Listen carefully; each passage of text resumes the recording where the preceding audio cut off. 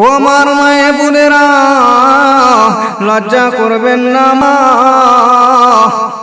দুনিয়ার বুকে অনেক নারী আছে, স্বামীর অবাধ্য করে, স্বামীকে লাঞ্ছিত মনে করে, স্বামীকে সম্মান দেয় না, শ্বশুরের সম্মান রাখে না। স্বামীকে কি করে? তাদেরকে চাকর হিসাবে ব্যবহার করে, শাশুড়িকে বাঁধি হিসাবে ব্যবহার করে। মা গো, আপনাকে একদিন পুত্রবধূ হতে হবে। আপনি যদি স্বামীকে এরকম চাকর মনে করেন, চাকর মনে করেন, যদি আপনি শাশুড়িকে বাঁধি মনে করেন, বাঁধি মনে করেন, ও আমার মা বোনেরা, আপনি একদিন পুত্রবধূ হবে, একদিন শাশুড়ি হয়ে যাবেন। সেদিন আপনার বৌমা আপনাকেও জ্বালাতন করবে।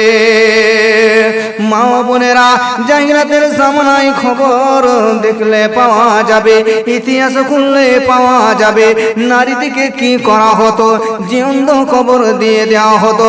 নারীদের দুনিয়াতে কোনো সম্মান ছিল না। নারী যদি কোনো বাড়িতে ভূমিষ্ঠ হতো, ওই ব্যক্তিকে লাঞ্ছিত মনে করত, বাজার ঘাটে যাওয়ার কোনো তার আশা থাকতো না, সবাই তাকে নিন্দা দিত আর বলতো তোর বাড়িতে মেয়ে ভূমিষ্ঠ হয়েছে, কেন এখনো কবর তুই দিসনি? কিন্তু আল্লাহর নবী সাল্লাল্লাহু আলাইহি সাল্লাম 1500 বছর পূর্বে থেকে আসার পরে যেদিন লা ইলাহা ইল্লাল্লাহু মুহাম্মাদুর রাসূলুল্লাহ যখন মক্কাতে যখন কলমার দাওয়াত দিতে শুরু করলেন, আস্তে আস্তে পর্দার আয়াত নাজিল হয়ে গেল, পর্দার আয়াত নাজিল হয়ে গেল, নারীদের সম্মান বেড়ে গেল। বাপজির আমার, ভাইয়ের আমার, ও মা বোনেরা, সন্দেশ বলুন না কেন, কালাকান্দ বলুন না কেন, পিয়া বলুন না কেন, সব কাঁচের ভেতরে থাকে। চপ বেগনি কোনো বাইরে পড়ে থাকে, ধুলো লাগে, বালি লাগে, ওই চপ কারা খাই, ওই চপ সাঁওতাল না খাবে, ওই চপ মদখোর, ঘুষখোর, গাঁজাখোর অন্যান্য ব্যক্তিরা খাবে, কিন্তু তার সম্মানটা একটুকু কমে যাবে। কেননা ঝুড়ির ওপরে চপ রাখা হবে, বেগনি রাখা হবে, ধুলো বসবে, বালি বসবে। কিন্তু তাকে যদি জিজ্ঞাসা করা হয়, ও মিষ্টি দোকানওয়ালা হে, তোমার ভেতরে কেন পিড়া রাখা হয়েছে, ভেতরে কেন রসমালাই রাখা হয়েছে, ভেতরে কেন কালাকান্দ রাখা হয়েছে, কালাকান্দ কিসের জন্য রেখেছেন আপনি এবার বলুন? তখন বলবে এর দাম বেশি, এর দাম হলো 8 থেকে 9 টাকা। যদি বাইরে রাখা হয় খারাপ হয়ে যাবে, ধুলোবালি লেগে যাবে, মাছি বসবে, মশা বসবে, মালটা কেনার কেউ থাকবে না। ও আমার মায়ে বোনেরা, ভালো করে জেনে নিন, ভালো করে শুনে নিন। আপনার একটা সিটি গোল্ড আপনি মাল কিনেছেন দোকান থেকে, তার দাম হলো 200 টাকা। এই 200 টাকার মালটা আপনি আলমারিতে রাখবেন সর্বপ্রথম শোকেসের ওপরে, কিন্তু ওই ধরনের একটা আপনাকে দিয়েছে গোল্ডেন মাল, অতএব সেই মালটার নাম হলো সোনার মাল। ওই মালটাকে আপনি কি করবেন? আলমারির ভেতরে ভরবেন, তারপরে একটা লাল কাপড় দিয়ে বাঁধবেন, তার ভেতরে শোকেসের ভেতরে একটা তালা থাকবে, সেখানেও ভরবেন। ভরার পরে শোকেসে চাবি মারবেন, তারপরে চাবি মারবেন, তারপরে চাবি মারবেন, 3টি শোকেসে চাবি মারবেন, তারপরে ঘরে চাবি মারবেন।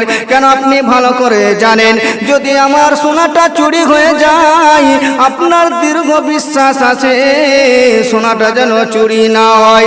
আমার মা বোনেরা, এখানে যদি আপনার আল্লাহ তাবারক তাআলা যদি জ্ঞান দিয়ে দেয় যে সোনা চুরি হয়ে যাবে, তালা মেরে মেরে রাখতে হবে, তালা মেরে মেরে রাখতে হবে। মিষ্টি খারাপ হয়ে যাবে, মাছি পড়বে, মশা লাগবে, ওই মিষ্টিটা টক হয়ে যাবে, কাচের ভেতরে, ফ্রিজের ভেতরে ভরা থাকবে। চপ বেগনি কিসের কারণে ঝুড়িতে ফেলা রয়েছে? ও আমার মা বোনেরা, আপনারা বলবেন মাওলানা সাহেব আপনি কি পাগল হয়ে গেছেন, খেপা হয়ে গেছেন? ওই কালাকান বলুন না কেন, আর আপনি পিড়া বলুন না কেন, আর রসমালাই বলুন না কেন, আর অন্যান্য দামি মিষ্টি বলুন না কেন, ওই মিষ্টিগুলো যদি ঝুড়িতে রাখা হয় মাছি বসবে, পোকা বসবে, ধুলোবালি বসবে, এই কারণের কাচের ভেতরে ভরা হয়। ও মা বোনেরা, আমার আল্লাহ রাব্বুল আলামিন যদি তোমার ব্রেনের মধ্যে যারা পরিমাণ যদি জ্ঞান ভরে দিয়েছে, তাহলে আপনি এবার চিন্তা করে দেখুন,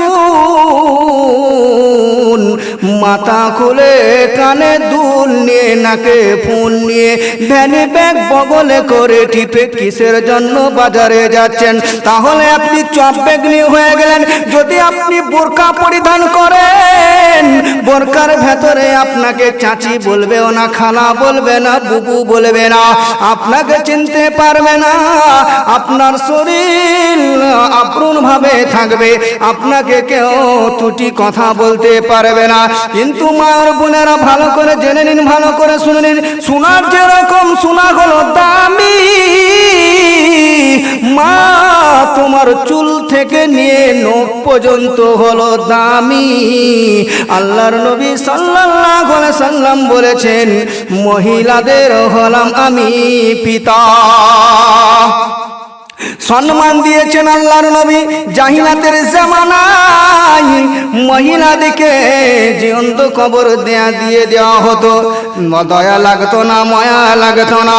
বাপজির আমার, ভাইয়ের আমার, আপনারা ভালো করে শুনে রাখুন, যে সব বাড়িতে 3টি মহিলা আছে, আল্লাহর নবী বলেছেন যদি ইসলাম শিক্ষা দিতে পারে, আল্লাহর নবী বলেছেন যদি কোরআন শিক্ষা দিতে পারে, ইসলামের আইন কারণ যদি তাদেরকে শিক্ষা দিতে পারে, ওই বাপের সঙ্গে আমি হাত মিলিয়ে জান্নাতি হয়ে যাব।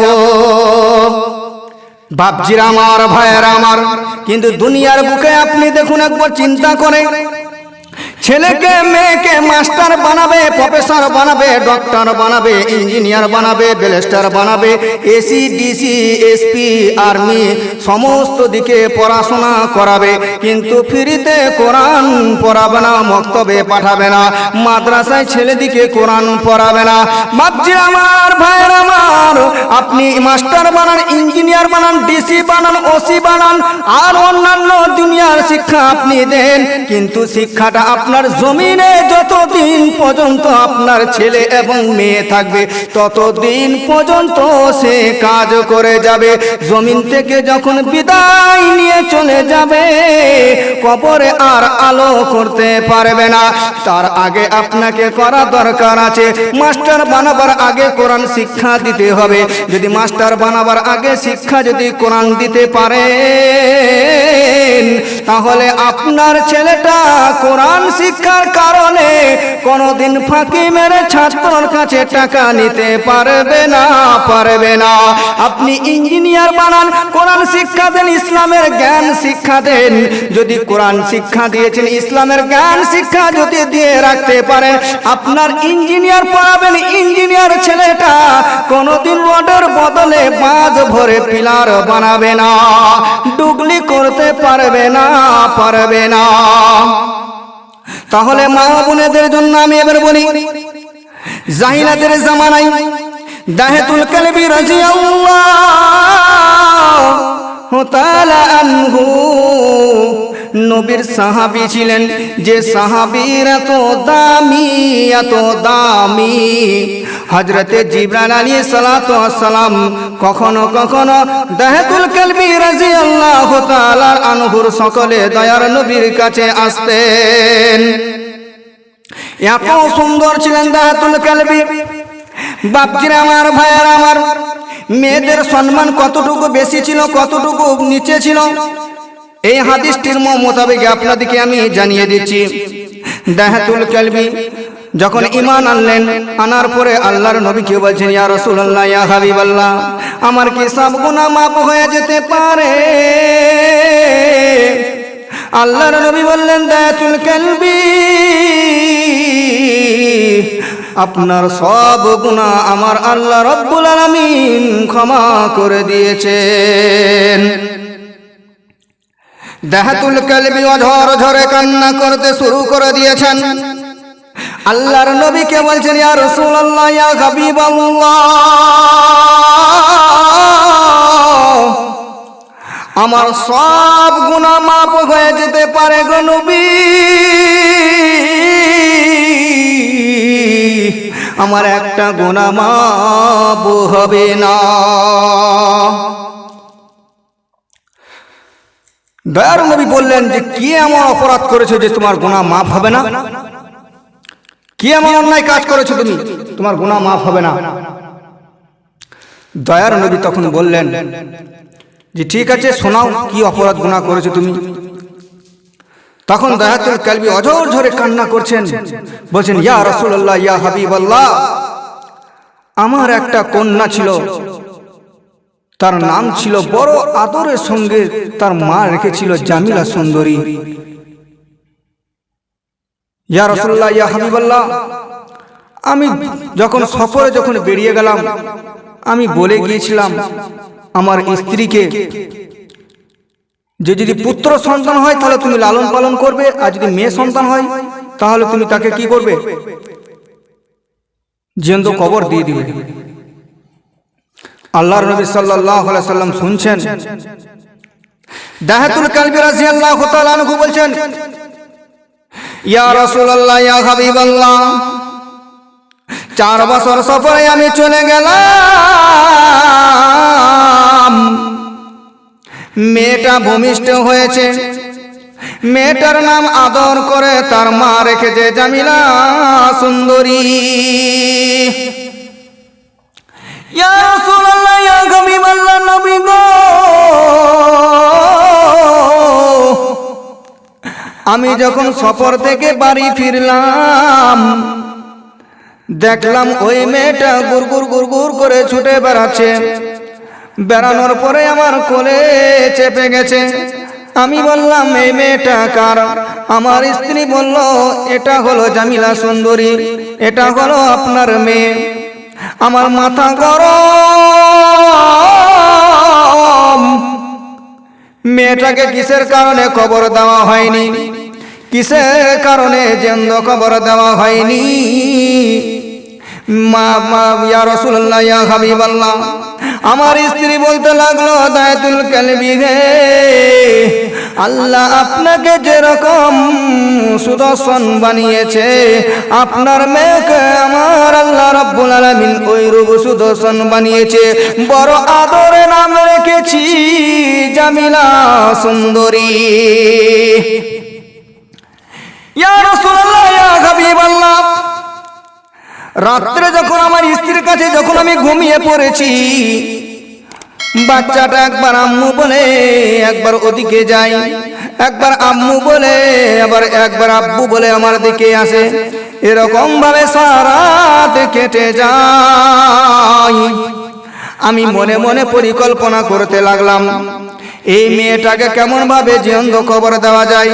আমি যদি বাজার ঘাটে যাই তাহলে আমাকে গ্রামগঞ্জের লোকরা বলবে, দাহাতুল কালবি রে, এখনো তোমার বাড়িতে মেয়ে ভূমিষ্ঠ হয়েছে, তুমি কবর দাওনি কিসের কারণে? আমাকে নিন্দা করবে, আমার সঙ্গে কথা বলা বলি কেউ করবে না। ইয়া রাসূলুল্লাহ, ইয়া হাবিবাল্লাহ, সকাল যখন হয়ে গেল, আমার স্ত্রীকে বললাম, স্ত্রী রে, ভালো খাবার খাইয়ে দাও, ভালো কাপড় পরিধান করিয়ে দাও, ভালোভাবে গোসল করিয়ে দাও। আমার মুসলমান ভাইরা, ওরে আল্লাহর গোলাম, ওরে নবীর উম্মতের দল, আমার স্ত্রী তখন ভালো খাবার খাইয়ে দিল, ভালো কাপড় পরিধান করিয়ে দিল, গোসল করিয়ে নেওয়ার পরে আমাকে জিজ্ঞাসা করছেন, স্বামী হে, আমার জামিলাকে নিয়ে তুমি কোথায় যাবে? ইয়া রাসূলুল্লাহ, ইয়া হাবিবাল্লাহ, আমার জামিলা সুন্দরীকে নিয়ে আমি তখন বলতে লাগলাম, বিবি হে, 4 বছর আমি সফরে ছিলাম, আমার শ্বশুর বাড়ি আমি যাব, অতএব তোমার মায়ের বাড়ি আমি যাব বেড়াতে, অতএব জামিলাকে সঙ্গে করে আমি নিয়ে যাব। ইয়া রাসূলুল্লাহ, ইয়া হাবিবাল্লাহ, আমার জামিলা সুন্দরী খুশিতে উল্লাসার হয়ে পড়েছে, আমার কোলে চেপে গেছে। ইয়া রাসূলুল্লাহ, ইয়া হাবিবাল্লাহ, কোলে যখন আমি তুলে নিয়েছি, ইয়া রাসূলুল্লাহ, আমার মনে মনে পরিকল্পনা ছিল।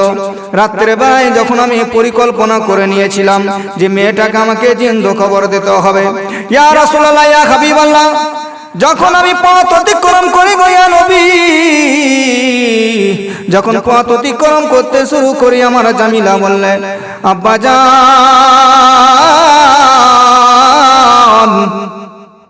এদিক তো নানার বাড়ির রাস্তা না, আপনি কোন পথে আমাকে নিয়ে যাচ্ছেন? আমি বললাম, মাহে তুমি বুঝতে পারবে না, এদিকে একটা শর্ট রাস্তা আছে, ওই শর্ট রাস্তায় তোমার নানার বাড়ি আমরা চলে যাব। পথটা খুব সংকীর্ণ পথ অতিক্রম করার সঙ্গে সঙ্গে তোমার নানার বাড়ি চলে যাব। ইয়া রাসূলুল্লাহ, ইয়া হাবিবাল্লাহ, জঙ্গলে যখন আমি হাজির হয়ে গেলাম, আমার মেয়েটা খেলা করে আমি মাটি খনন করতে শুরু করে দিয়েছি। মাটির টুকরাগুলো আমার দাড়িতে যখন লেগেছে, ইয়া রাসূলুল্লাহ, আমার কন্যাটা ছুটতে আসার পরে বলছে, আব্বাজান, আপনার দাড়িতে মাটির টুকরা লেগে আছে। আমার দাড়ির টুকরো, মাটির টুকরোগুলো আঙুল ভরে হাজরিয়ে বের করে দিল। আমাকে জিজ্ঞাসা করল, আব্বাজান, এই কবরটা কিসের জন্য করা হচ্ছে, খননটা কিসের জন্য করা হচ্ছে? ইয়া রাসূলুল্লাহ, ইয়া হাবিবাল্লাহ, আমার মেয়েকে বললাম, মা, তুমি একটু খেলা করো, একটু পরে তুমি বুঝতে পারবে এটা কিসের জন্য খনন করা হচ্ছে। ইয়া রাসূলুল্লাহ, ইয়া হাবিবাল্লাহ, খনন যখন হয়ে গেল, মেয়েটাকে বললাম, আইমা, দেখে যা এর ভেতরে কি রয়েছে। মেয়েটা আব্বাজান বলে চলে এলো আমার কাছে। আসার পরে, ইয়া রাসূলুল্লাহ, ইয়া হাবিবাল্লাহ, পেছন থেকে আমি ধাক্কা মেরে দিলাম। মারার সঙ্গে সঙ্গে মেয়েটা চিৎকার করে বলতে লাগলো, ওগো আব্বাজান, আমাকে কিসের কারণে আপনি গুহার মধ্যে ফেলে দিলেন? ইয়া রাসূলুল্লাহ, ইয়া হাবিবাল্লাহ, গুহার মধ্যে যখন ফেলে দেওয়া হলো, ফেলার পরে আমি একটা পাথর তুললাম। পাথর তুলে আমি মেয়েটার বুকে জোরে মারলাম। মারার পরে ফিন দিয়ে রক্ত বেরিয়েছে। তখন বলতে লাগলো, আব্বাজান, আমাকে প্রাণে মারবেন না, আমি দেশে দেশে ভিক্ষা করে খাবো, আপনাকে আব্বা বলে কোনোদিন ডাকবো না, আর মাকে মুখ দেখাবো না, আপনাকে মুখ দেখাবো না। ওগো আব্বাজান, আপনি আমাকে ছেড়ে দিন, আর প্রাণে মারবেন না। ইয়া রাসূলুল্লাহ, ইয়া হাবিবাল্লাহ, আমি যখন মাটি কোনো চাপা দিচ্ছি, আবার বিকট ধরনের পাথর যখন বুকের মধ্যে নিক্ষেপ করে দিয়েছি, ফিন দিয়ে রক্ত বেরিয়েছে। আব্বা বলে মেয়েটা আমার ইন্তেকাল করে নিয়েছে। দয়া লাগেনি, মায়া লাগেনি?